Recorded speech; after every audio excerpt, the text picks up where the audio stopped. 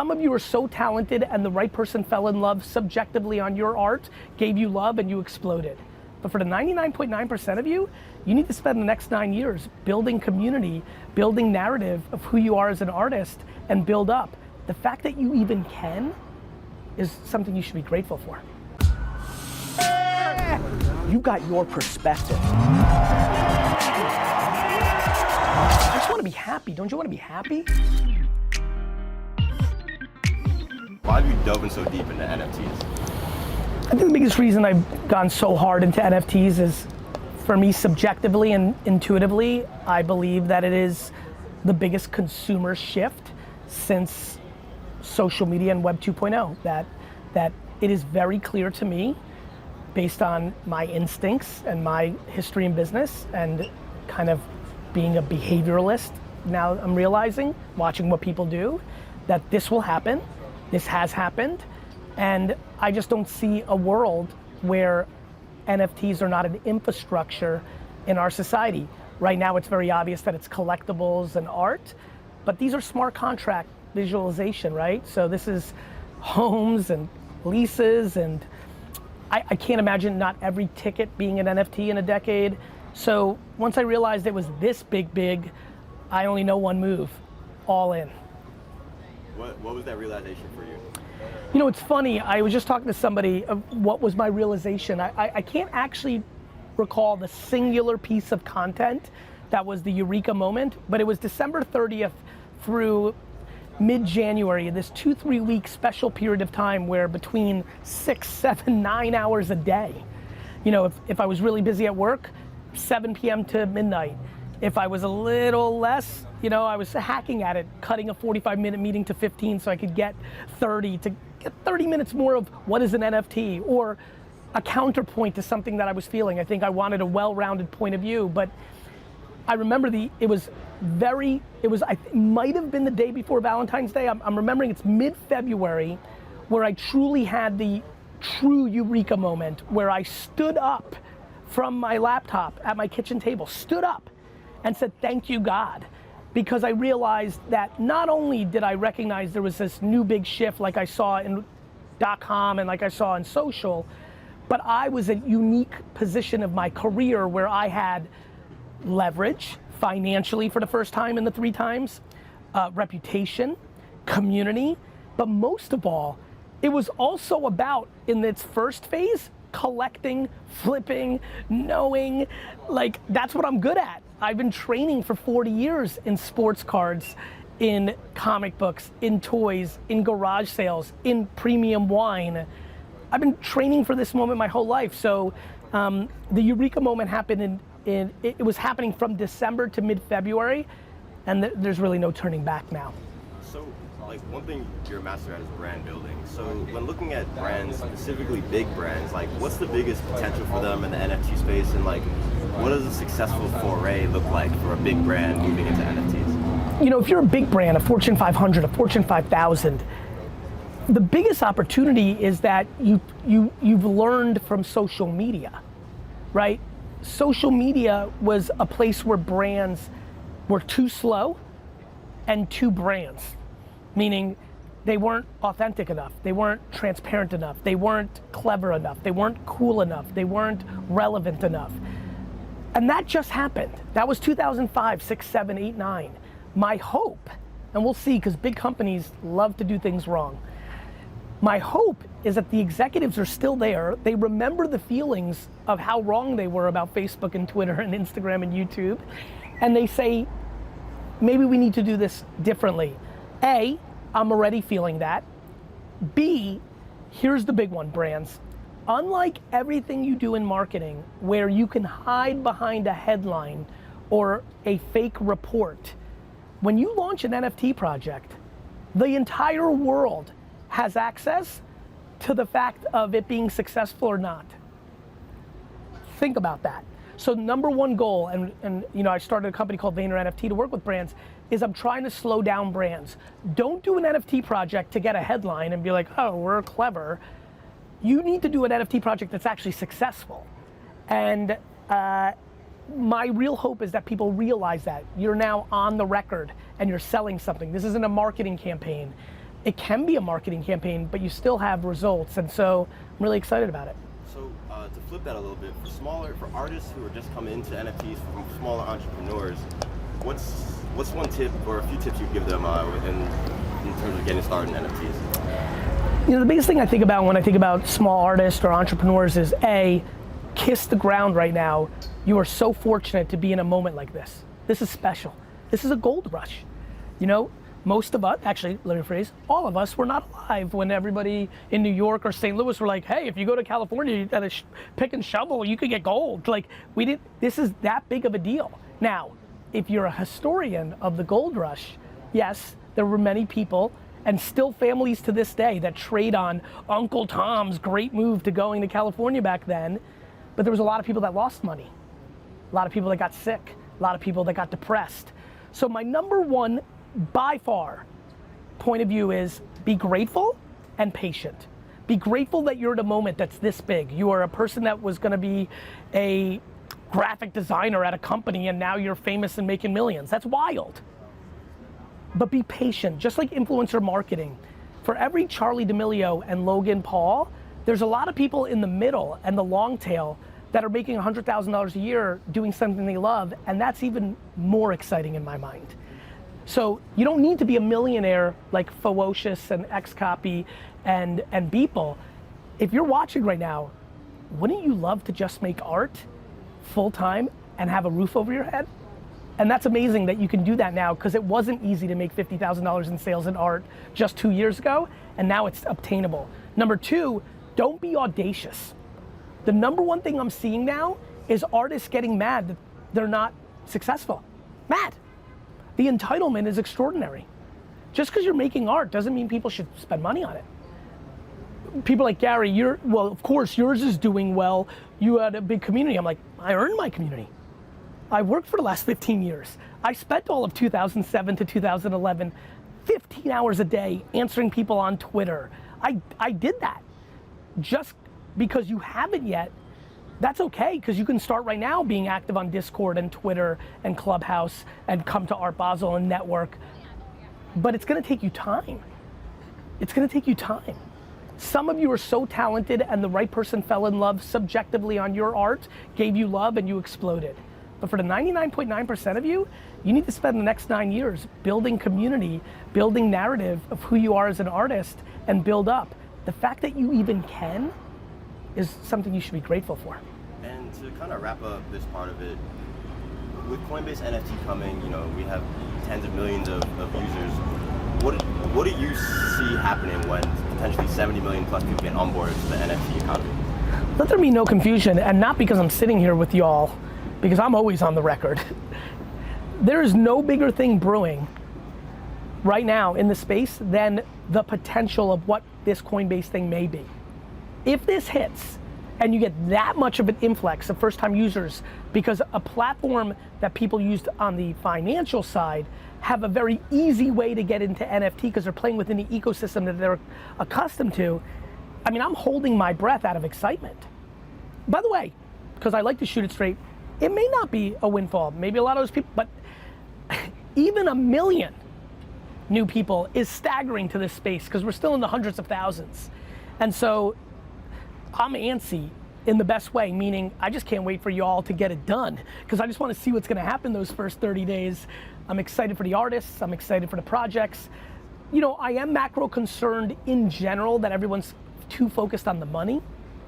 And if you think about a lot more people coming in, prices will go up and people might even get more about the money, and money matters. That's how you pay for food. You can't, tough to trade art right now for a bacon cheeseburger, but I do think that people have to be thoughtful about their behavior.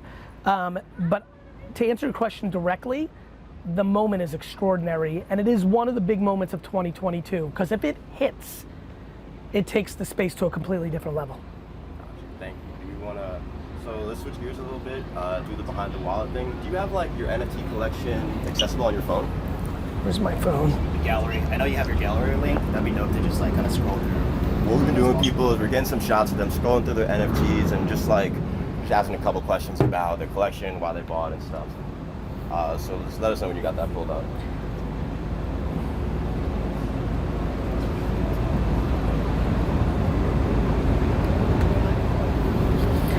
problem is my visual might be a little challenging and I think we need to be thoughtful. I'll tell you why. So many people spam drop me. Same thing happened. Do you have like a liked or a favorites gallery? I don't, but I can. Give you like one-offs. I got an idea. Can you help this? Yeah. Now, you guys, I assume, have no problem if it's OpenSea, or you do? No. Okay.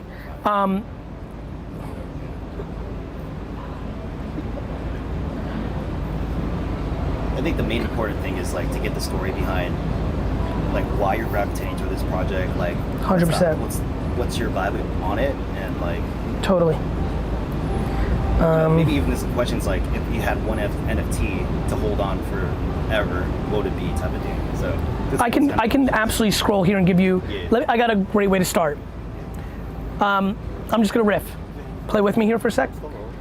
You know, when I go through my collection, you know, women and weapons, World of Women, Plasma Bears, Creature World, Me Bits, Brain Vomit. As I keep scrolling, and you know, Deadheads, Swampverse, these are all things, On-Chain Monkeys, MFers, Punk Comics, Curio Cards, CryptoPunks, Bored Ape, Cool Cats. They all have stories to me, right? Strawberry.WTF, Avastars, the icon. You know, as I keep going through these, they've all have meaning to me. Long neck ladies, right? I remember when I bought them, why I bought them, what was on my mind, what was I thinking about, what got me excited that day. LaMelo Ball's collectible, is that right? Like early in sports, people of somebody I believed in, I was very scared to buy NBA Top Shot because I thought most would go down, not because I think NBA Top Shot's amazing, I just know how collectible cards work. 99% go to garbage because they don't become LeBron, right? So buying LaMelo because I thought LaMelo was gonna be a beast, right? You know, Mumbot, you know, her work. Monkey Bet DAO, I remember thinking, oh, a casino on the chain with art. You know, Candy Digital, which I'm on the board of, sports cards similar to NBA. You know, just, it's fun to like scroll through here and think about Alpha Betty Doodles, right? Kind of kids book first time I saw. Wanted to do something around autism, like I felt compelled to, you know, pick those up. Koala Intelligence Agency. It was a hot one that popped and I'm like, could this be the next Bored Ape? And I spent a ton of money on the #1 rarity one. The project is still doing nicely, but it didn't become that. And boy, did I lose a lot of money on that. And that's like fun for me. I'm like, I knew I was taking a high risk, high reward bet on that. Cool Cats events, airdrop tokens from owning it. That's fun to see in my wallet. You have to choose one community. Yeah. Well, which one would you, like, what's your favorite one that you're a part of? One community that I'm most thrilled to be a part of, probably some sort of tie between Creature World. I would say the following, because it's just the truth and I'm not trying to be politically correct. World of Women, Creature World, Brain Vomit, Women and Weapons, all kind of sit in a very, Curio Cards a little bit, but I'm a little less active. Those four kind of really sit in the same place to me. They represent 4 projects that have real artists. Can we repeat that? They represent 4 projects. They represent 4 projects that have real artists, that have real community, that feel to me that the majority of the makeup is not day trading, flipping life, which I don't think is bad. I just think it's bad when people are like, I'm here for the community, but what they're really saying is, I just want my bag to go. Those 4 stand out as like, okay, there's a high enough, and they got plenty of flippers in those 4 communities, but there's enough people in those communities. There's enough people in those communities that I think really care of like, I want to own this art for 17 years.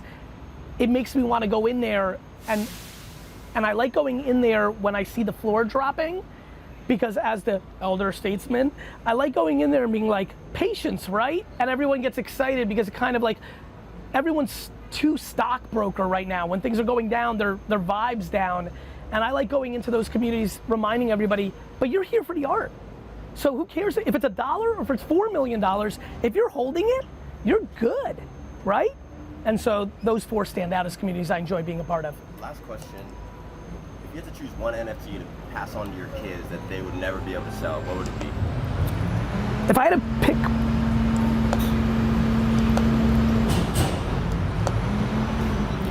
vlog, this is the difference between me and D-Rock's ghetto style, where we just film regardless of the fucking background noise, and us respecting other really amazing creatives that we know prefer to not have that shit in the background. I fucking think it's great. That shit fires me up. But I also sleep with a sound machine at max noise, so chaos keeps me comfortable. I think that'll make sense to all of you. What's that? You're ready for bed now. Yeah, no shit. Trains, to this day, D-Rock, trains, like weirdly get me tired because I grew up by a train track in Edison, and when the train would go out, lights out. That's how I got into time, I think, to sound machines. I think the reason I like sound machines so much is the thing that consistently put me directly to sleep was when I would hear the train from afar coming on, and when it passed, that's when I would sleep, which is why I live in New York City easily and all that other shit. It's why I'm an entrepreneur. I prefer the chaos. If I had to give one NFT to my kids that wasn't a V-friend, I would probably give them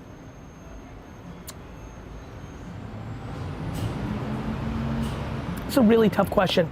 I would probably give them my X-Copy Plasma Bear. There's a project from 2018.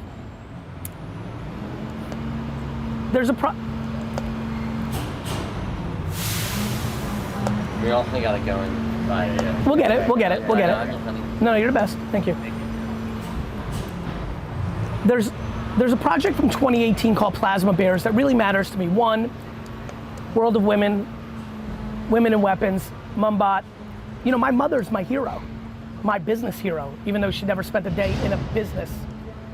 We're gonna keep that in the background this time, because it is from my heart.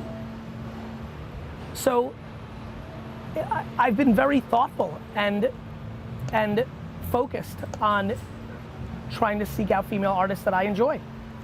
Plasma Bears, done by a female project in 2018, Angelique is no G, had 5 or 6 or 10 different artists make the bears. One of those artists was X-Copy. X-Copy in the last 3-4 years has gone on to become easily one of the most collectible and most expensive and most sought after artists in the world. Gary, me, as a collector, loves provenance and origin. It's why I like NFT. The fact that somebody did a little project for probably a couple of bucks, I don't know the details, but went on to become the X-Copy. There's something just everything for me about it. It's actually happening right now. There's a bunch of kids right now doing stuff that in 7 years are gonna be the ones, and the stuff they're making right now is grossly underpriced from a collectible, historical value. Female-led project in 2018. X-Copy made 3 bears, and here's the best part. They did it on a side chain. That side chain failed. Layer 2. It crashed, disappeared. The bears were on there. They gave the community, this chain, very little time to know that you could get your bears over. So many of the bears burned in the ether. Gone. Like, in essence, my favorite stories, burned in a fire, right? Like, why Mickey Mantle's rookie cards are so valuable. Topps threw them in the water. So like everything that my collector and origin and provenance is, happened in this project. Female-based project, early by the way. Burnt, lost bears, so there's less than there should be. And one of the 5 most important artists made it. I figured that out. Found 3 X-Copy full bears, because it was like Build-A-Bear. You had to buy the pieces to make the bear. I found 3 clean X-Copies. Every arm, every body, every heart, every head was from X-Copy. I have 3 clean bears. Right now they are my prized possession NFT.